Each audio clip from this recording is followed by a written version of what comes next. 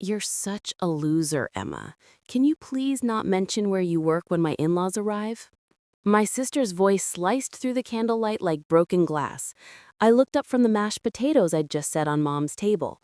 She said it so casually, as if I were the help and not the sister who worked 2 jobs to pay her college tuition. Her fiancé's parents, with stiff country club smiles, pretended to sip their wine. My mother gave that tight warning look that meant, don't make a scene. My father cleared his throat, pretending he hadn't heard, but my chest felt like it had cracked open. My name is Emma Lane. I'm 32, and if you think you know how this ends, stay tuned. I smiled politely, the kind of smile you wear when you've run out of safe words. Don't worry, Claire, I said quietly. I won't embarrass you. She rolled her eyes and turned to her fiancé's mother. Emma works at a diner, she announced like she was sharing a charity case. Laughter rippled around the table, thin and brittle. I felt heat crawl up my neck, but my voice stayed calm. Actually, 2 diners, I corrected softly.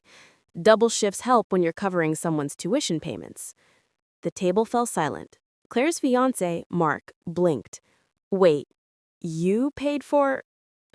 Let's not dwell on the past, Mom interrupted sharply, forcing a laugh that didn't reach her eyes. But the truth was already out, humming like electricity beneath the tablecloth. Dinner continued in awkward fragments, silverware clinking, conversations forced.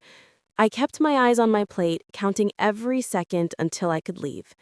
After dessert, Claire followed me into the hallway. Why do you always have to ruin things? She hissed. Ruin what? Your curated image? I said, slipping on my coat. Don't worry, I won't be around to mess it up. Her mouth opened, but I was already walking toward the door. Outside, cold air slapped my face and I finally exhaled.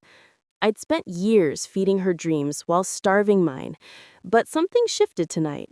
Quiet, steady, irreversible. And by the time the first rent day rolled around, she'd understand what it means when the person you call a loser stops paying your bills.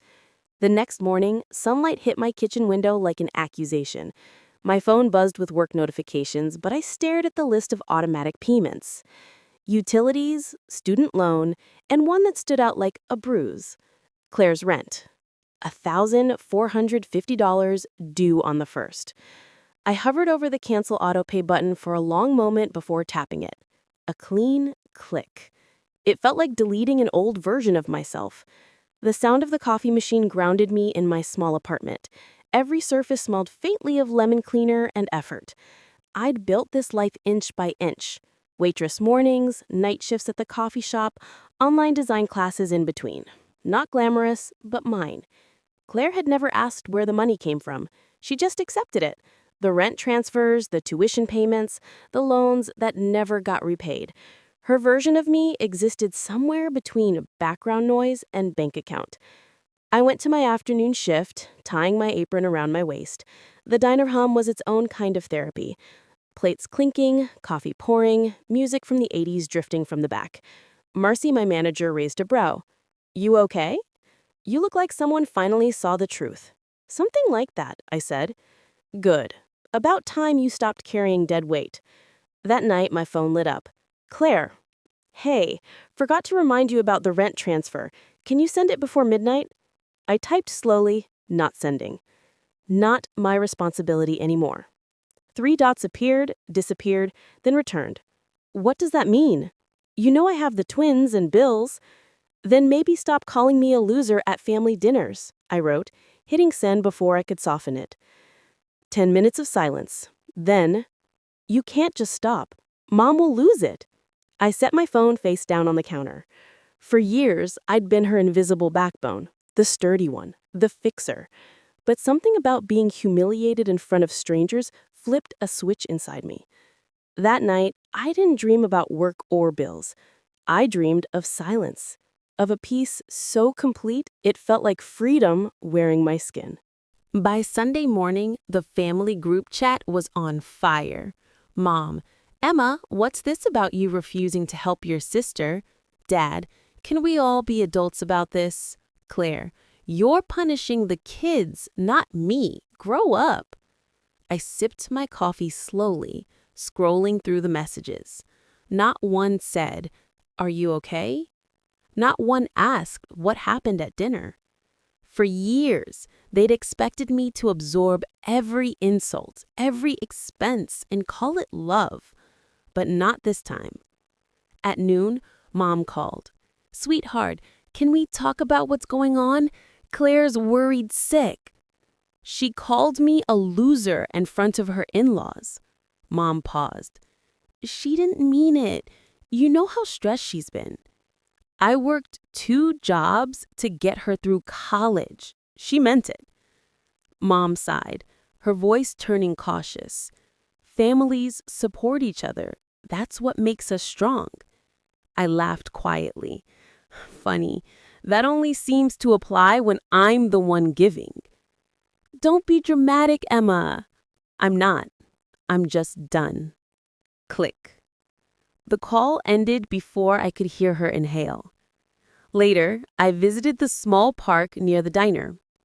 Wind brushed through the trees, and the quiet gave me courage. I opened a note on my phone and began writing, not a message, but a record. Every payment I'd made, every tuition check, every month of rent. By the time I finished, the list scrolled for nearly a minute. It wasn't about money anymore. It was about acknowledgement. That evening, I texted the family group. "Dinner next Sunday, my place. Everyone's invited." Claire replied instantly, "So you're finally coming around?" "Sure," I typed. "Bring receipts. We'll talk about support." Ethan, my quiet friend from the diner, who'd seen me drag myself through night shifts, peeked over my phone screen as I hit send. "Big move," he said. "Yeah," I replied, feeling the tremor in my hands. But someone's got to rewrite the story.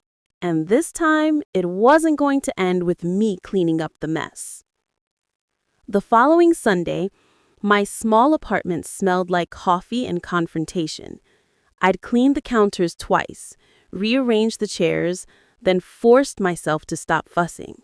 They were coming, not for me, but for answers. At 6 sharp, the doorbell rang. Claire arrived first, perfectly dressed for sympathy. "I brought dessert," she said sweetly, holding up a bakery box like a peace offering. "Keep it sealed," I said, stepping aside.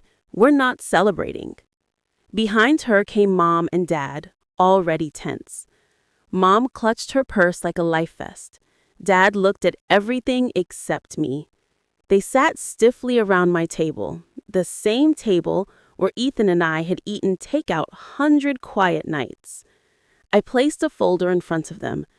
"That's a summary of what I've paid for over the last 10 years, I began. "Tuition, rent, utilities, everything Claire couldn't manage on her own." Mom frowned. "Emma, that's unnecessary." "It's overdue," I interrupted, my voice steady. "You called it family support. I called it sacrifice." Claire crossed her arms. "I never asked for your help." I let out a small laugh. "Right, because I offered it before you had to ask. That's what family does, remember?" Dad leaned forward. "Emma, you're overreacting."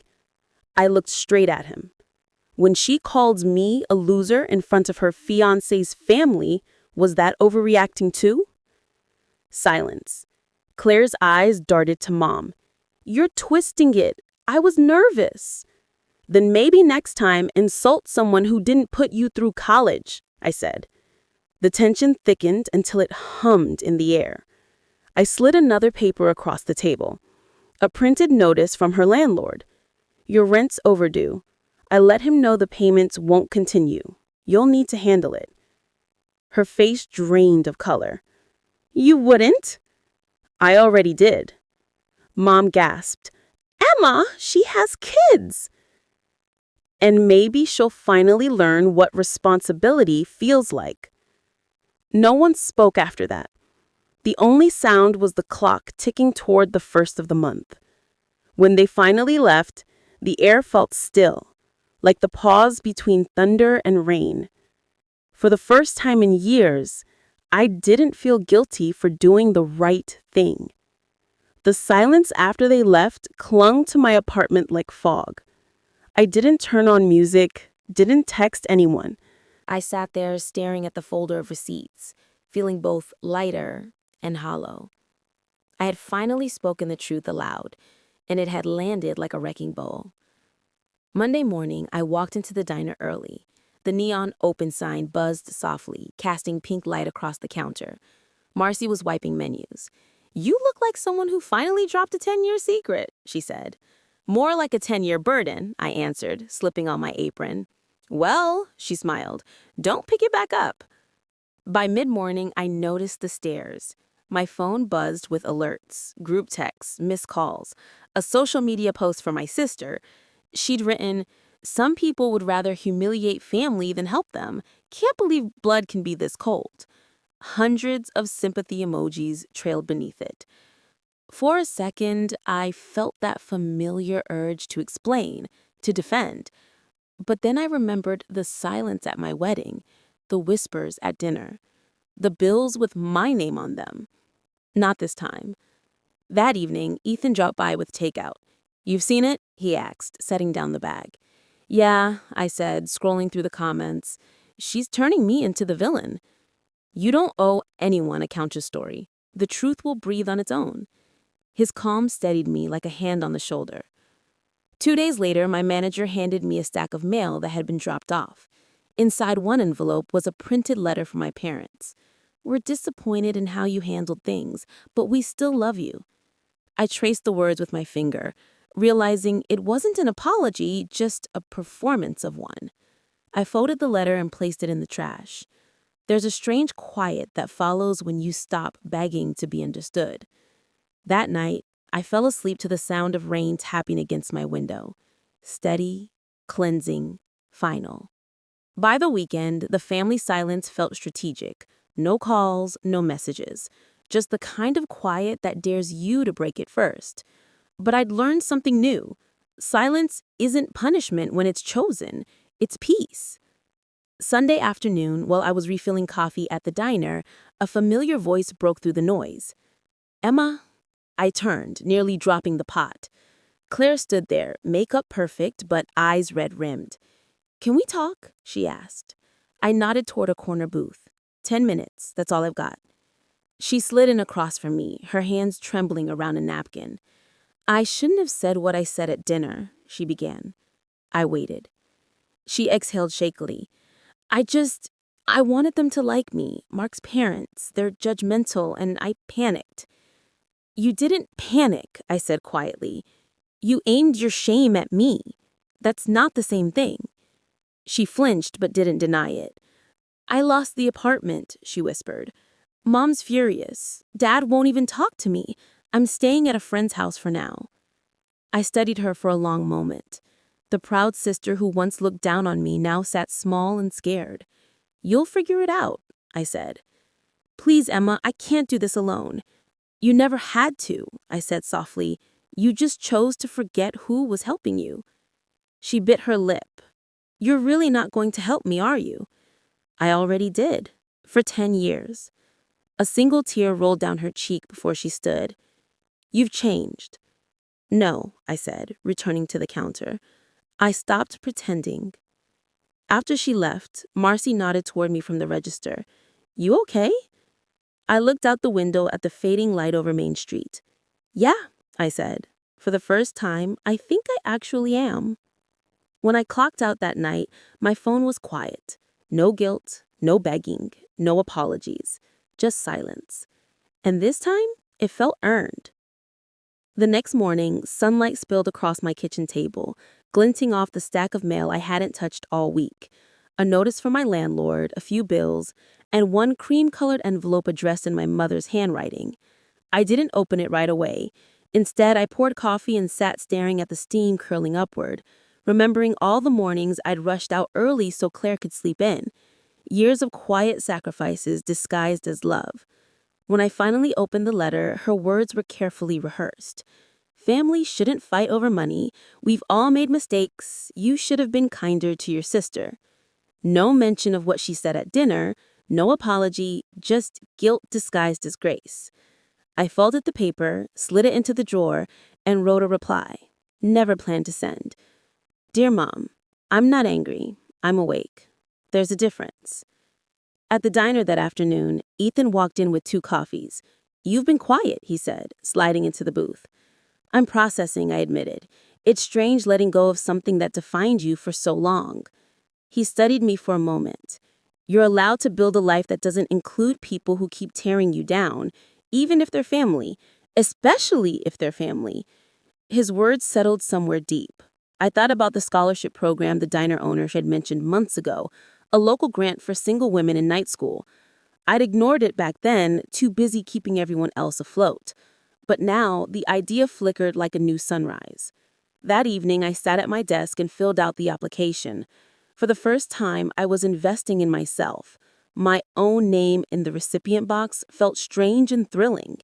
Before bed, I checked my phone one last time. No messages, no noise, just peace. And for the first time, I didn't mistake silence for loneliness. It sounded a lot like freedom. A month passed quietly. The first of the month came and went. No payment, no pleading texts. Just a subtle shift in air, like everyone realized the old dynamic was dead. At the diner, things changed too. Customers I'd served for years started greeting me by name instead of sweetheart. Marcy promoted me to assistant manager. You've got leadership written all over you, she said, handing me new keys. For the first time, I believed her. That same week, Ethan helped me set up a small workspace in my living room. If you're serious about the design classes, you need a proper setup, he said, assembling a secondhand monitor. I don't even know where to start, I confessed. Start where you always have, by showing up. I laughed, not out of disbelief, but recognition. For years, I'd shown up for everyone else. Now, I was finally showing up for me. By Friday, a voicemail from Claire appeared. Her voice cracked midway through. I got a part-time job. I'm sorry for everything I said. You were right. I didn't understand. I replayed it twice, unsure how to feel. The apology I'd wanted for a decade came softly. Too late, but I didn't delete it. I just saved it under closure. Later that night, I hosted a small dinner. Marcy, Ethan, and a few coworkers. Laughter filled the apartment where arguments once echoed. We toasted with cheap wine and loud music. And for once, I didn't feel like an outsider in my own life. When the clock struck midnight, I looked out at the quiet street. Somewhere, Claire was probably counting down the hours until her next rent payment. I didn't feel satisfaction or spite, just understanding. Sometimes peace doesn't roar, it whispers. Ethan clinked his glass against mine. To what? He asked. To new cycles and to finally ending the old ones. And in that single moment, surrounded by laughter that didn't need permission, I realized the silence I once feared had become the sound of my freedom.